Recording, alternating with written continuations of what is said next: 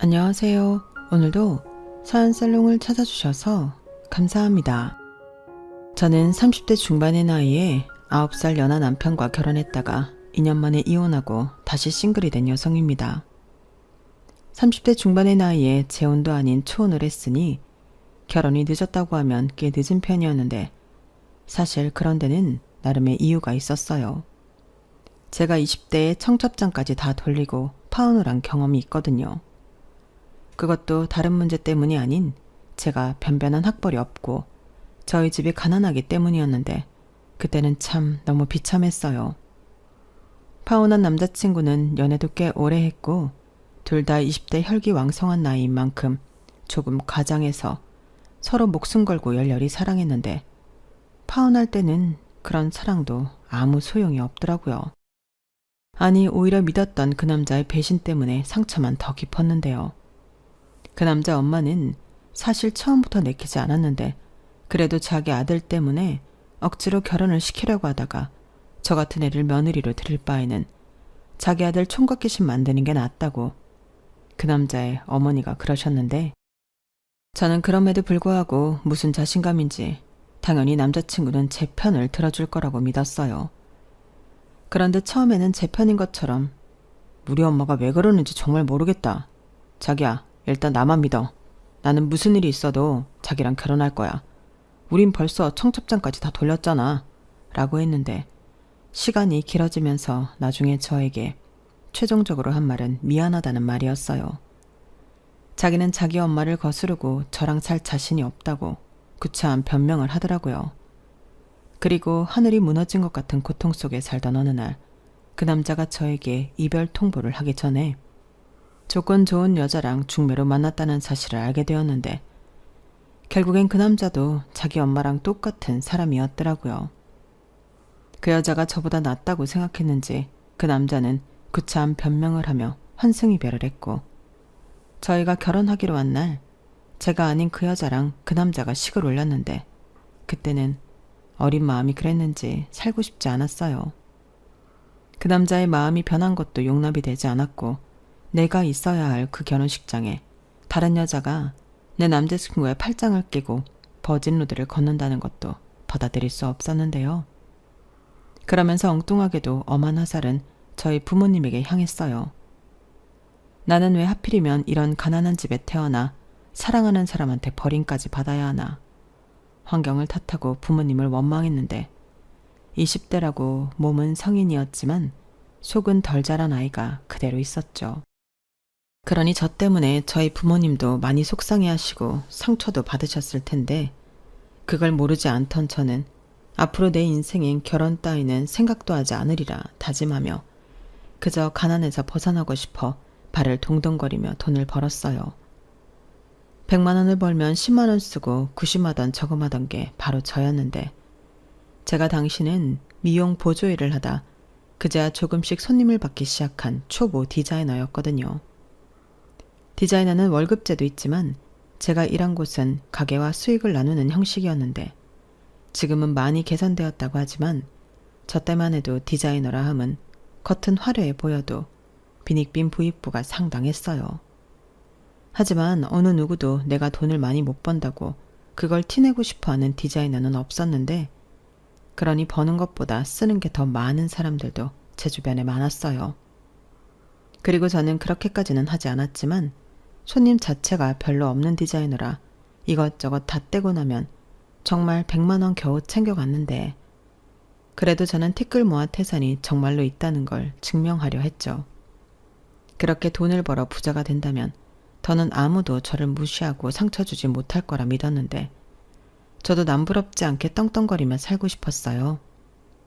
지금은 10만 원으로 겨우겨우 살지만 나중엔 명품도 사고 자기 관리에 돈도 많이 쓰고 좋은 차도 타면서 제 인생을 지금 있는 위치보다 더 나은 곳으로 옮겨놓고 싶었는데요. 그렇게 일을 악물고 하루에 14시간 일을 하니 이렇게는 아니다 싶었던 부모님이 처음이자 마지막으로 대출까지 받아 저더러 가게를 차리라고 하셨어요. 아마도 딸이 결혼 문턱까지 갔다 가난한 집 딸이라는 이유로 파혼을 당해 제가 돈에 더 집착하고 자기 인생도 못 살고 있다 겁을 먹으신 것 같았는데, 하지만 저도 염치가 있지 그 돈을 차마 덥석 받을 수는 없었어요. 이게 무슨 돈이야? 엄마 아빠가 무슨 돈이 있어서 이런 큰 돈을 주는 거야. 됐어, 내가 벌면 돼. 아니야, 이 돈으로 너 가게 내. 남 밑에서 일해서 언제 돈을 버니? 네가 그랬잖아. 네 손에 들어오는 돈이 너무 적다고. 그러니까 그러지 말고 이제 네 가게 해. 얼마를 벌어도 네가 고생한 건데 네가 다 가져야지. 그래도 괜찮아. 우리도 한 번은 자식 위해서 뭐라도 하고 싶어. 그래야 부모지.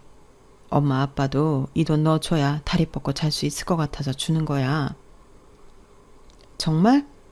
그럼 정말 나 이 돈 받아도 되는 거야? 저는 순간 엄마 아빠의 마음이 고스란히 느껴져서 목이 메어 그 이후에는 아무 말도 하지 못했어요. 그리고 그 돈이 너무 소중해서 돈에 대한 집념이 더 많이 생겨났는데, 그래서 부모님이 주신 돈과 제가 그동안 모은 돈, 거기에 빚을 조금 내서 저는 처음으로 동네 미용실이긴 했어도 제 가게를 차렸어요. 물론 첫술에 배가 부를 수는 없었기에 가져가는 거 하나 없이 대출금, 월세, 공과금 내기 급급했는데, 그래도 이 모든 시간이 자립을 하기 위한 시간이라고 생각하며 인내했던 저는 1년 뒤 조금씩 돈을 모을 수 있었어요. 그렇게 한 달에 한 번 쉴까 말까 하며 하루에 16시간씩 일을 하며 5년을 간뒤니 저는 드디어 제가 바라던 생활을 할 수 있게 되었는데요. 일단 5년이 지나고 저는 목도 좋고 규모도 넓혀서 가게를 이전했고 직원도 3명이나 두고 대표 원장이 되었죠. 그러자 몫이 좋은 탓인지 단골도 많아지고 여기저기서 실력 좋은 디자이너라고 소문도 나면서 그때부터는 어지간한 월급쟁이보다 제가 더 돈을 많이 벌었는데, 그래서 부모님에게 감사의 표시로 매달 2분께 각각 100만 원씩 용돈을 보내드렸어요.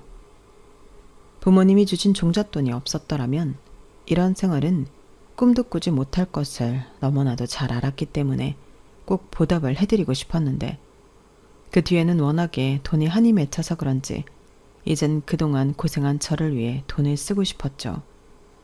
그래서 내내 꿈만 꾸던 집을 강남 신축 오피스텔로 옮겼고, 월세이긴 하지만 그 정도는 유지할 수 있었는데요.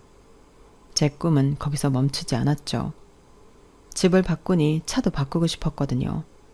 그것도 말로만 듣던 외제차도 리스로 뽑아 타기 시작했는데, 확실히 좋은 집에서 살고 좋은 차를 타고 다니니 삶의 만족도가 굉장히 높아지더군요. 그리고 이 생활을 계속 유지하고 싶었던 저는 나태해질 틈 없이 열심히 일을 해야만 했는데요. 그러니 제 주변에서는 저를 보고 아유, 저기 원장이 돈독이 잔뜩 올랐어. 시집갈 생각은 안 하고 그냥 돈 버는 재미로 산다니까? 이렇게 말하는 것도 듣게 되었죠. 하지만 딱히 부정할 수는 없는 말이라 뭐라고 반박도 못했는데 그 말이 진짜라서 오히려 놀랄 정도였어요. 그리고 그때는 몇 명 없던 친구들도 모두 시집을 가서 어떤 친구는 벌써 애까지 있었는데, 그렇다 보니 싱글인 제가 만날 친구도 거의 없다고 봐도 무방했어요. 그러니 나쁜 짓 하는 것도 아니고 내가 열심히 벌어 나한테 쓰며 행복한 삶을 사는 것을 삶의 이유이자 낙으로 생각하고 살게 되었는데요. 솔직히 지금도 그게 뭐가 나쁜가 그런 생각을 하고 있어요. 친구들이 전부 저를 부러워했는데 제가 남의 돈으로 호강하는 게 아니라 제가 열심히 번 돈으로 호강하는 거니 당당하지 않을 이유가 없었죠. 그러다 매일 늦게 퇴근해 반주를 하는 낙으로 살다 보니 살이 부쩍 찌게 되었고, 아무래도 미용 일을 하다 보니 보여지는 것도 무시할 수는 없었는데요. 그래서 더는 이렇게 방치하면 안 될 것 같아 운동을 하기로 결심했어요.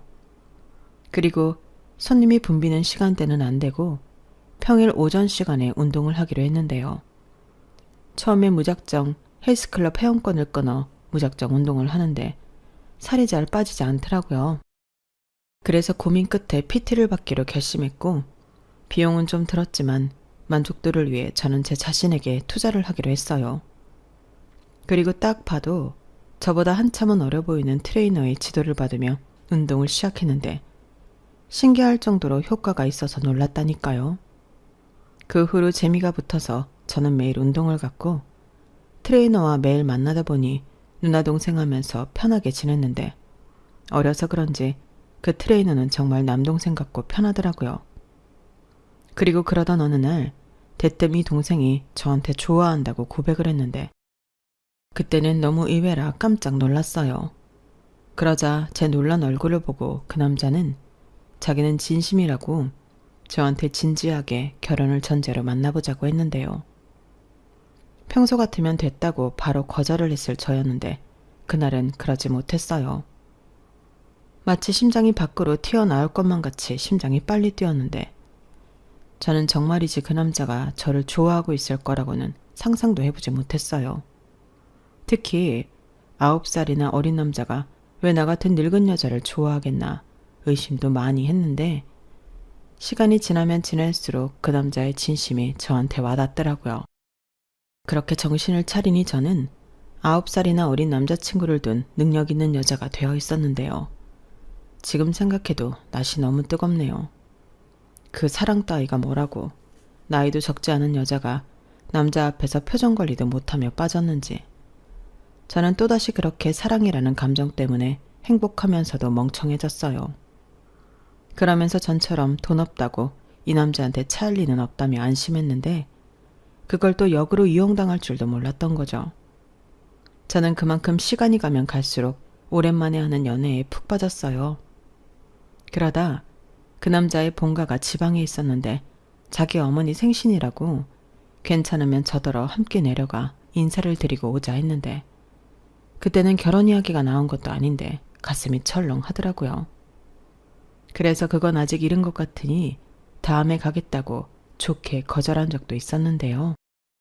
교제하고 1년 조금 넘으니 남자친구 어머니도 제가 궁금하다고 집에 한번 왔으면 좋겠다 하신다는 말을 듣게 되었어요. 사실 그때도 부담스러운 건 마찬가지였는데 또 한편으로는 단순히 인사만 오라고 한 일에 제가 너무 오버하는 건 아닌가 싶은 마음도 들더군요. 상대는 결혼 생각도 없는데 저만 지레짐작해 결혼 생각은 없다 하는 것 같아 민망해졌어요. 그래서 그때는 알겠다고 인사를 드리러 가자 하고 당일이 되었는데 매일 편한 복장만 보다 잘 차려진 그 남자의 모습에 저는 한 번 더 심쿵하게 되었어요. 아무래도 키도 크고 몸도 좋은데 잘 차려입기까지 하니 사람이 완전히 달라 보이더라고요. 그리고 그렇게 모처럼 저도 가게에 휴가를 내고 남자친구와 드라이브 겸 남자친구 본가에 가서 인사를 드렸는데 제가 9살이나 많다는 걸 아신다는 부모님은 걱정과 달리 저를 참 예뻐해 주셨어요. 자기 아들 만나줘서 고맙다. 생각보다 제가 관리를 잘해서 동안이라 당신 아들이랑 나이 차이가 나는 줄도 모르겠다 등 저를 신경 써주시는 말씀도 잊지 않고 해주셨는데요. 그러다 덜컥 남자친구 어머니가 그러셨어요. 둘이 교제한 지도 1년 넘었으면 시간 끌 필요 없이 결혼까지 생각해봐. 나는 둘이 같이 있는 모습을 봐서 그런지 둘이 빨리 결혼했으면 좋겠네? 당신은 어때? 우리 예비 며느리 참 곱지? 미용 일을 해서 그런가? 아주 멋쟁이야. 나도 염색이라도 좀 하고 올걸. 이렇게 말씀하시는데 저는 깜짝 놀랐어요. 하지만 정작 남자친구는 놀라지도 않고 저만 좋다고 하면 결혼하고 싶은 마음이 진적부터 있었다고 하는데 이게 참 좋기도 하고 당황스럽기도 해서 어지러울 지경이었어요. 그래서 그저 어색하게 웃고 글쎄요 하며 생각해보겠다는 말만 하고 자리에서 일어났는데 저희 부모님에게 이 이야기를 하니 너무 좋아하셨어요. 그러게 배필은 다 있는 거라고 하시며 저더러 망설일 필요 없으니 결혼을 하라고 하셨는데 저는 어떻게 해야 할지 고민이 많았어요. 지금이야 콩깍지가 씌어서 9살 나이 차이도 별게 아니라고 생각하겠지만 결혼 후엔 서로 안 이쁜 구석도 보고 그럴 텐데 저는 자신이 없더라고요. 하지만 이젠 다 글렀다 생각했던 딸이 결혼할 수도 있다는 희망에 부모님은 너무 좋아하셨고 당신들도 제 어린 남자친구를 한번 보고 싶다며 집에 초대하셨는데 남자친구가 이 말을 듣고 너무 가고 싶다고 어린아이처럼 방방 뛰었어요. 그래서 우리 부모님 보여주는 거야 상관없겠지 싶은 마음에 저는 남자친구를 데리고 집에 갔는데요. 저희 부모님이 그렇게 활짝 웃는 모습을 그날 처음 봤어요. 그때 왜 그리 마음이 심란하던지. 저는 다 잊고 돈 버느라 정신없이 살았는데 우리 부모님은 내 파온 후 딸이 이대로 혼자 늙어 죽을지도 모른다는 걱정 속에 살았구나. 몰랐던 부모님의 마음을 알게 되었어요. 그때는 저도 마음이 많이 속상했어요. 결혼 그게 뭐라고. 그런 마음이 들면서 할 수 있으면 할까 하는 생각을 하게 되었는데 그때까지 남자친구와 만나면서 저는 저에게 전적으로 맞춰주는 남자친구를 높게 평가하고 있었어요. 나이는 어리지만 누구보다 배려심 깊고 말도 예쁘게 하는 남자친구가 귀여운 구석도 많지만 저보다 더 어른스러운 구석도 많다 생각했는데 그런 남편을 갖는 것도 꽤 행복할 것 같았어요. 생각을 바꾸니 마음도 따라 그렇게 변하더라고요. 그리하여 저희는 양가에 인사도 드렸겠다. 결혼을 긍정적으로 생각하게 되었고 남자친구는 자기가 준비한 프로포즈 반지라며 저에게 이벤트도 해주었는데 살면서 이런 날이 나한테도 일어날 수 있구나. 그날은 나이랑 상관없이 감동을 받아 펑펑 울었어요. 그리고 남자친구가 끼워준 반지를 보며 나도 날 버리고 다른 여자랑 결혼한 그놈 못지않게 사랑받고 단란한 가정을 꾸려보겠다 하는 각오를 하게 되었는데요. 결혼 준비는 두 번째였지만 역시나 쉽지 않았어요. 오히려 그때랑은 뭐가 이리도 많이 변했는지 더 복잡하고 돈도 더 많이 드는 것 같았는데 그래도 그때까지는 제법 많이 벌고 있었기 때문에 그 정도는 기꺼운 마음으로 부담할 수 있었어요. 하지만 그렇다고 아주 아무런 문제가 없던 건 아니었는데 예상은 했지만 남자친구가 나이도 그렇고 사회 경험이 별로 없어서 모아놓은 돈이 많이 없더라고요. 거기에 남자친구는 제가 살고 있는 오피스텔과 차가 제 소유의 것으로 알고 있었어요.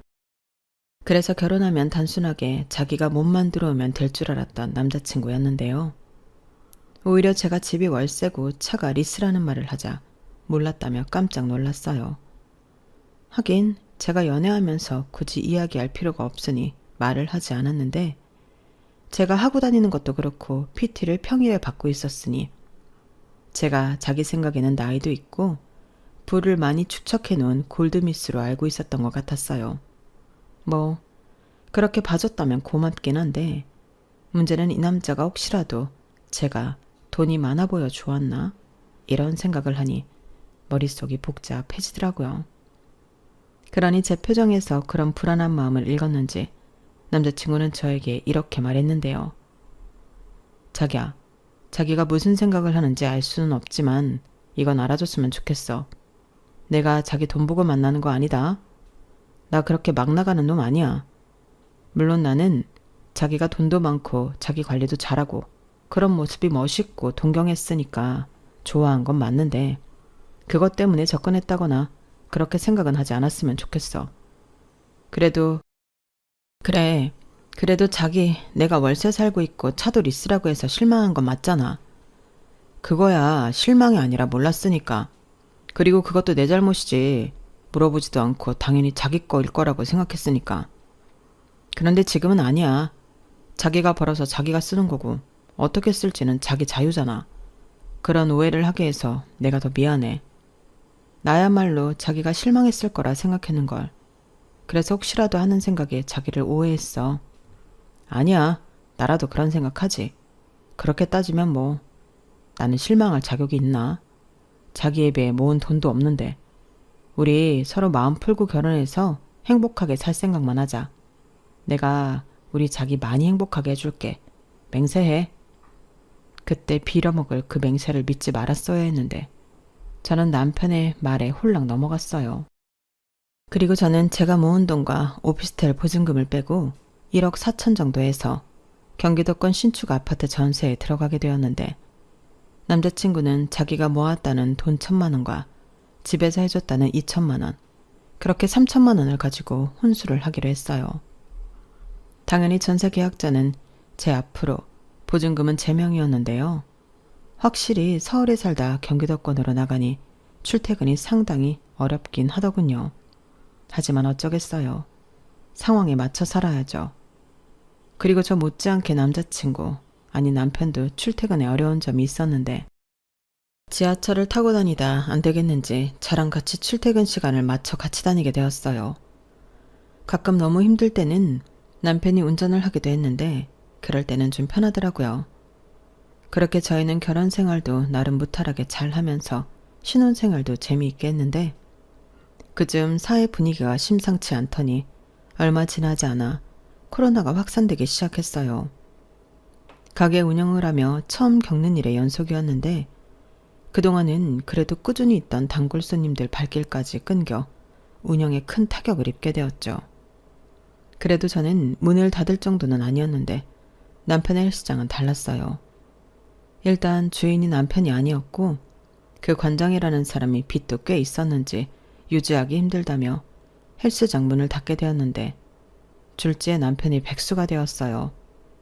게다가 시국이 시국이라 할 줄 아는 게 트레이닝밖에 없는 남편은 재취업도 쉽지 않았는데 결국엔 막노동과 대리운전 같은 걸 간간히 했지만 그마저도 벌이가 일정하지 않더니 집에 있는 꼴이 돼버렸어요. 그리고 그 생활이 생각보다 편했는지 남편은 나 당분간은 이렇게 집에서 자기 대신 살림할까? 우리 아직 애기 계획도 없고 큰돈 들어갈 일 없으니까 나 하나 집에 있어도 괜찮을 것 같은데 대신 내가 자기 집에 오면 손 하나 까딱하지 않고 편하게 쉴 수 있게 할게 라고 전업주부가 되겠다는 헛소리를 하기 시작했는데 저는 싫다고 했어요. 자기야, 일단 상황이 나쁘다는 건 알겠어. 그래도 자기 나이도 젊고 이대로 집에서 살림만 하기엔 아깝지. 그러지 말고 쉬엄쉬엄 일 찾아봐. 저는 일부러 남편이 기분 나빠할까 최대한 조심하며 말을 했는데 이것도 지금 생각하면 너무 웃긴 것 같아요. 눈치는 제가 아니라 백수인 그놈이 봐야 하는데 제가 백수 남편 기분 상할까 신경을 쓰고 있었으니까요. 아무튼 그때는 그렇게 이야기가 일단락 되었고 저는 옆에서 쪼지는 않았어도 남편이 하루빨리 재취업에 성공하길 바랬는데 어째 남편에게서는 취업을 하겠다는 의지가 전혀 보이지 않더군요. 게다가 살림은커녕 집에서 게임만 하는 남편의 모습이었는데 제가 늦은 시간 퇴근하고 집에 들어가면 남편은 설거지도 하지 않아 싱크대에 라면 먹은 것이며 이것저것 설거지거리가 한가득 쌓여 있었어요. 그리고 트레이너로 몸 관리에 신경 쓰던 모습은 어디로 가고 배만 볼록 나오는 등 한심하기 짝이 없었는데 내가 남편을 데리고 사는 건지 큰아들을 데리고 사는 건지 분간이 안 되더라고요. 가뜩이나 가게도 예전처럼 되지 않아 스트레스를 받고 있었는데 집에 오면 남편이 저러고 있으니 저는 더 열받을 수밖에 없었고 그 즈음부터는 전에 하지 않았던 부부싸움도 많이 하게 되었는데 남편은 마치 저를 잔소리 심한 엄마로 아는 것 같았죠.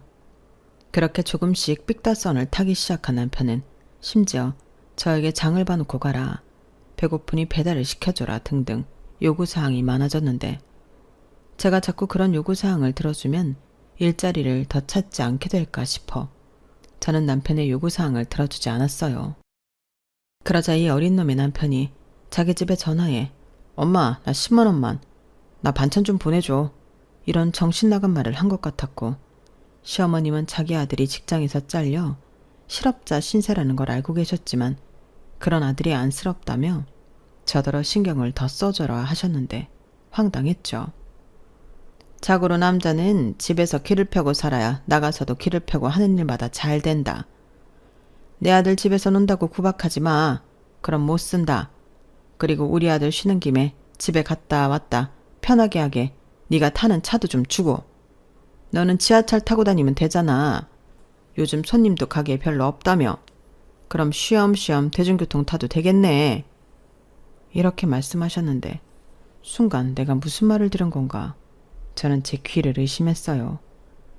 그리고 이내 제정신을 차린 저는 차를 일하는 사람이 타고 다녀야지 집에서 노는 사람이 왜 필요하냐고 남편이야말로 버스를 타던 기차를 타던 대중교통을 이용해야 하지 않겠냐고 말을 했는데 시어머니가 어디서 배워먹은 버르장머리냐고 남편이 어리다고 막 먹더니 이젠 시어머니도 웃음냐고 화를 내셨는데 저는 그런 상황이 짜증나고 싫었어요.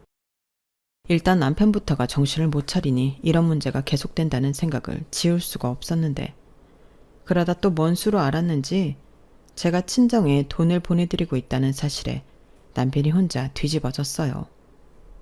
그때 당시는 시국 탓에 수입이 들어 친정에 50만 원씩 100만 원을 매달 보내드리고 있었는데, 제 통장을 뒤진 건지 제 아이디로 인터넷 조회를 해본 건지 왜 시댁이랑 친정을 차별하냐고 아주 입에 개거품을 물더라고요.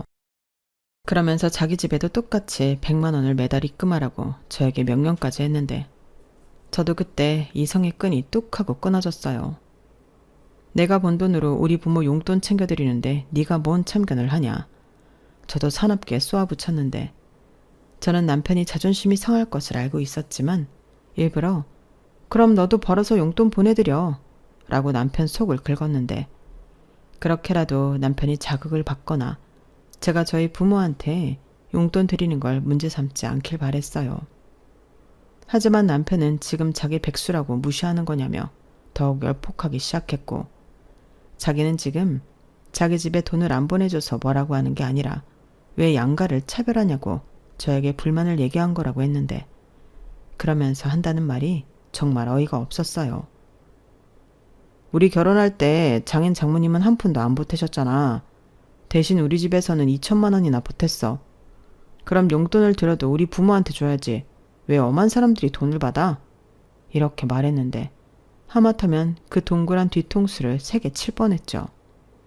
그래서 저도 지지 않고 말했어요. 두분 뭐 입이 없나요? 말 잘했다. 그럼 우리 하나하나 다 따져볼까? 그래서 자기는 자기 1,000만 원, 부모님이 2천만 원에서 3천 가지고 왔지. 근데 나는 모아놓은 거랑 보증금 빼서 1억 4천 가져왔어. 그리고 내 가게 차릴 때 우리 부모님이 5천만 원 해줬고, 그걸 기본으로 지금 가게가 있는 거야. 그런데 내가 지금 우리 부모님이 우리 결혼할 때 돈 안 보탰다고 시댁만 챙기는 게 맞아?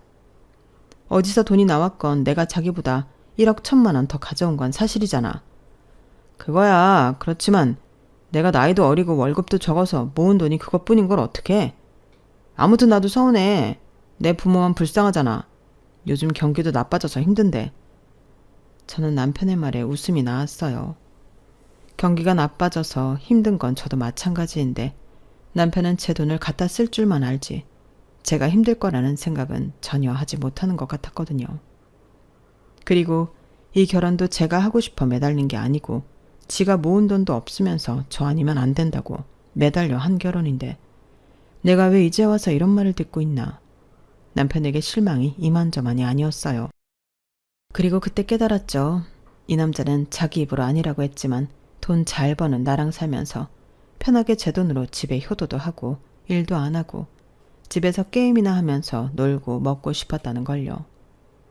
그렇게 퍼즐 조각이 모두 맞춰지며 제가 사기 결혼을 당했다는 생각이 들자 저는 잘못된 걸 하루라도 빨리 잡아야겠다는 마음밖에 들지 않았는데, 그래서 남편 빼고 친정 부모님과 함께 시댁으로 향했어요. 그때가 마침 코로나가 정점을 찍고 거리두기가 완화되었을 때였는데, 저는 양가 어른들께 이혼을 생각하고 있다고 솔직하게 말했어요. 그러자 날벼락을 맞은 듯 양가 부모님이 놀라셨는데, 특히 저희 부모님이 많이 놀라시더라고요. 딸이 이혼녀가 된다고 생각하니 무슨 큰일이라도 일어나는 줄 아는 것 같았어요. 그러니 그 모습을 보고 당황했다가 의기양양해진 시어머니는 팔짱까지 끼며 요거 봐라 하는 듯 저를 쳐다보셨는데, 이게 다 제가 속물이라 그렇다고 하시더군요. 사돈분들은 기분이 나쁘시겠지만 딸을 아주 예의도 모르고 이기적으로 키우셨습니다. 지금 우리 아들이 직장 잃고 돈도 못 벌어오니 얘가 이혼 소리를 하는 거죠. 전에 제가 아무리 나이 어린 남편이라도 남편은 남편이니 잘 해주라고 했는데 싫다고 했어요. 어머니, 제가 언제요? 그거야 제가 타는 차를 남편에게 주라고 하니까 싫다고 한 거죠. 걔가 집에서 노는데 왜 차가 필요해요? 뭐? 걔? 너 지금 내 아들을 내 앞에서 걔라고 했니? 아유, 사돈 죄송합니다. 너 빨리 사과 안 드려? 아무리 나이가 어려도 그렇지 정서방이 동생이야? 엄마도 좀 가만히 있어. 걔가 지금 집에서 남편 노릇을 하는 줄 알아? 누가 보면 내가 어릴 때 사고쳐서 낳은 큰아들인 줄 알아. 밤새 게임하고 오후 늦게까지 자고 지 배고프면 남 일하는데 전화해서 배달시켜달라고 하고 일할 생각은 눈꼽만큼도 없다니까. 나도 가장 노릇하라고 하고 어떻게 하든 직업 알아보고 다니고 하면 이렇게 무시하진 않아. 내가 뭐 다 큰 남의 집 아들 대신 키우려고 결혼했어? 그래서 뭐 정말로 이혼이라도 하겠다는 거야? 너 내 아들 버릴 거면 제대로 돈 해주고 버려라. 설마 내 아들 몸만 내쫓겠다는 더러운 심보는 아니지? 너 진짜 그런 거면 나 안 참아? 안 참으시면 어쩔 건데요. 어머님이야말로 아들한테 집에서 그렇게 놀지만 말고 뭐라도 좀 하라고 하셔야죠. 애당초 어머니도 아들한테 싫은 소리 할 생각 없으시잖아요. 그럼 뭐 가운데서 저만 죽어요? 저 싸가지 보십시오. 죄송합니다, 사돈. 너 정말 왜 그래? 너 이런 모습 우리한테 보여주려고 여기 같이 가자고 했어? 저런 모습을 보고 딸이 시집 잘못 왔다는 거 알라고. 근데 엄마는 지금 누구 편이야? 엄마야말로 왜 이래? 그래, 그건 우리 딸 말이 맞지. 당신은 누구 엄마야? 나도 내 딸 혼자 고생하는 거 마음에 안 들었어. 아무리 나이가 어려도 남편이고 가정이면 책임을 져야지. 집에서 그게 뭐야? 지원이 너 마음 굳힌 거면 아빠는 찬성이다. 바깥사돈, 진심이세요? 지원이 이제 내일 모레면 40이에요. 그런데 이혼을 시킨다고요? 40이면 어떻고 50이면 어떻습니까? 제 눈에는 아직 젊고 어린애예요. 내 딸이 뭐가 하셔? 대개 아들을 건사합니까? 사돈도 아들 그렇게 키우지 마십시오. 어머, 기가 막혀. 지금 아들 가진 부모한테 큰 소리 치시는 거예요? 딸이 싸가지 없는 건 다 이유가 있었네. 나는 나이가 많으니까 이해심이라도 많을 줄 알고 결혼시켰더니 돈도 쥐뿔 별로 없고 속도 좁네. 뭐라고요? 그날 제 잘못인지 모르겠지만 양가 부모님 사이에는 불꽃이 튀겼어요. 그리고 저는 처음으로 저희 엄마에게 실망해 서운한 마음이 생겼고 그렇게 상황은 별로였지만 제 의사는 제대로 전달하고 올 수 있었는데요. 그 사이 시어머니가 남편에게 이 사실을 모두 이야기하셨더군요. 뭐 예상은 한 일이었어요. 그런데 무슨 생각을 하고 있는 건지 남편은 그날 집에 들어오지 않았고 다음날 사족 보행을 하며 술이 떡이 되어 집에 들어왔는데 그때는 집단에 이혼 소리가 나오니 심란해서 저러나 싶었죠. 하지만 이내 남편놈의 시커먼 속을 들을 수 있었는데요. 그 계기는 백수주제에 제 카드를 훔쳐가서 단란주점에 200만 원가량을 긁고 온 거였어요. 당연히 저는 금액과 사용처를 보고 화가 머리 꼭대기까지 났어요. 그래서 카드를 뺏고 따져 물으니 자기가 한턱을 냈다고 짜증나는 말만 골라 했는데 자기가 그렇게라도 해야 체면이 서는 걸 어쩌냐고 도리어 화를 내는 거 있죠. 지금 내 친구들은 몇 살 여자 만나는 줄 알아? 전부 20대 여자 만나고 있어. 그런데 너는 내일 모레 40이지. 나만 늙은 여자랑 살고 있는데 돈이라도 마음껏 써야지. 내 친구들은 내가 왜 늙은 여자랑 결혼했냐고 동정하고 지랄인데 내가 그랬어. 우리 마누라는 이렇게 카드 준다고. 얼마를 쓰던 뭐라고 하지 않는다고. 이런 면이라도 있어야 나도 밖에 나가 떵떵거리면 살지. 이런 개소리를 하는데 그러면서 마지막 말에 저는 그놈을 있는 힘껏 두들겨 패줬어요. 늙은 마누라 데리고 살아주는 걸 고맙게 생각해. 나 일하고 싶은 마음 따위 없어. 내가 왜 일을 해? 돈 벌어오는 기계 마누라가 있는데 나는 평생 자기가 벌어오는 돈으로 놀고 먹고 즐기고 살 거야. 9살이나 어린 용계랑 사는데 그 정도는 감당해야 하는 거 아니야? 저는 졌단 말을 듣고 돌지 않을 자신이 없었어요. 그래서 있는 힘껏 그놈을 두들겨 패면서 더는 이렇게 못 산다고 이혼하자고 소리소리를 질렀는데 결국 이웃의 신고로 경찰이 출동했죠.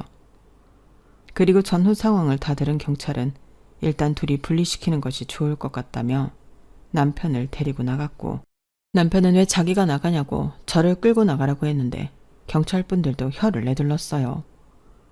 그리고 한 경찰분이 아무리 화가 나도 폭력은 범죄라고 남편이 저를 신고하면 저도 억울한 일이 생긴다 말씀하셨는데 그렇게 그 일은 마무리가 되었어요. 하지만 제 이혼에 대한 결심은 더욱 견고해졌는데 술에서 깬 남편도 지 잘못은 알고는 있는 건지 저에게 순순하게 이혼을 해주겠다고 했죠. 듣던 중 반가운 소리였어요. 그런데 이혼을 해주는 대신 조건이 있다며 저에게 아파트 보증금 절반을 달라고 요구하는 남편이었는데 저는 당연히 들어줄 마음 따위는 없었어요. 사기 결혼당한 건 또 억울한데 제가 왜 피 같은 제 돈을 그놈에게 주겠어요. 더욱이 그 돈은 제가 결혼 전 제 힘으로 모은 제 재산이라는 증거가 있어 남편이 임의대로 뺏어갈 수도 없는 돈이었는데 차도 마찬가지였죠. 리스였기 때문에 굳이 따지자면 제 것이 아니었으니까요. 그렇게 남편은 저한테 가져갈 수 있는 돈이 없었는데 그 사실을 제가 말하니 약올라 미쳐하는 모습을 보이더군요. 그러고는 태세 전환을 하기로 했는지 이딴 말을 하기 시작했는데 그땐 제가 약이 올라 미칠 것 같았어요. 그럼 그냥 이렇게 살아. 나도 뭐 돈도 못 받을 거면 나 대신 돈 버는 사람 옆에 두는 게 당연히 좋지. 뚫린 입이라고 말 함부로 하지 마. 내가 왜 너 대신 돈을 벌어? 사지육신 멀쩡한데 그 나이에 그 체력에 집에서 놀고 먹겠다고? 사지육신 멀쩡한 게 뭐? 내가 일하기 싫다고 하잖아. 그럼 어린 남편이 밖에 나가 돈까지 벌면서 늙은 마누라 건사할 줄 알았어? 굶게 해. 내가 그럴 마음이었으면 너랑 왜 결혼을 하냐? 나도 내 인생 걸고 한 결혼이야. 정말 기가 막혀서 말이 안 나온다.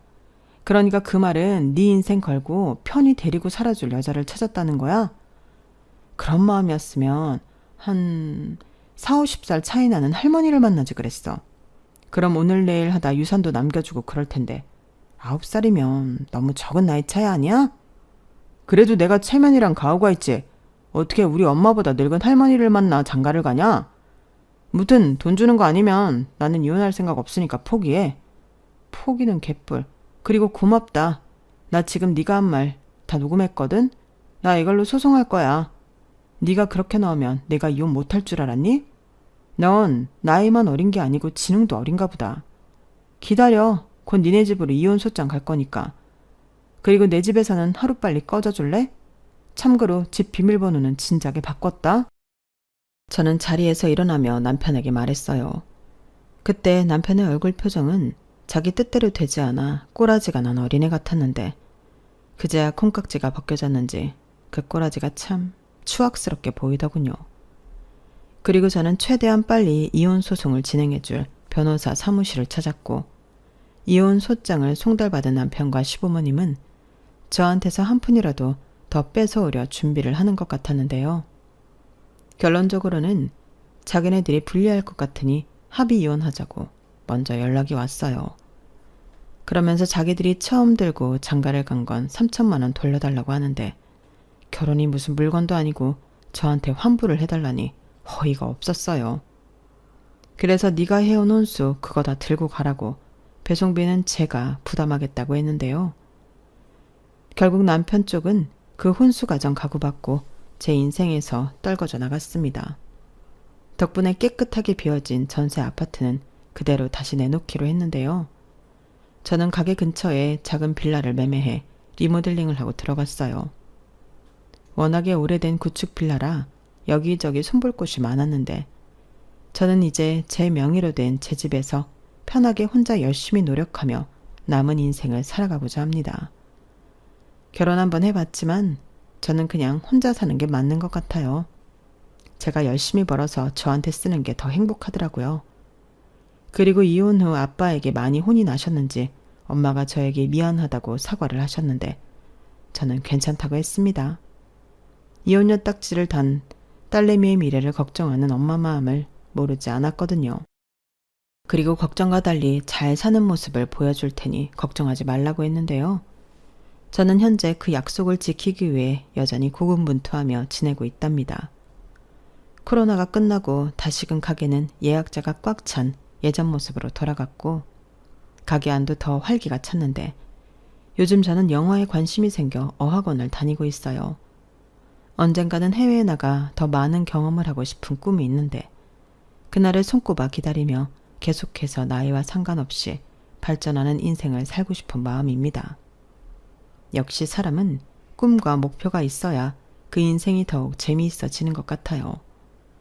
비록 남들처럼 결혼해서 예쁜 가정을 꾸리는 그런 인생은 살지 못했지만 저는 저대로 다른 꿈을 펼치며 저만의 행복한 인생을 만들어 가려고요. 어떻게 살든 누구랑 살든 아니면 씩씩하게 혼자 살든 건강 잘 챙기고 저만 행복하게 살면 되는 거잖아요.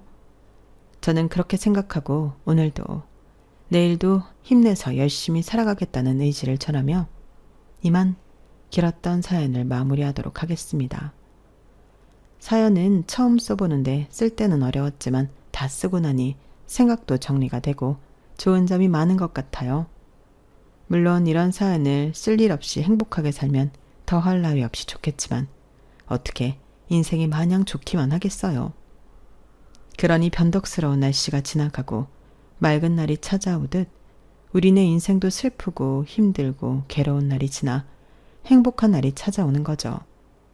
그리고 그럴 때마다 더 나은 모습으로 지혜롭게 살 수 있다면 그 인생이야말로 참 멋진 인생이 아닐까 싶은 마음인데요.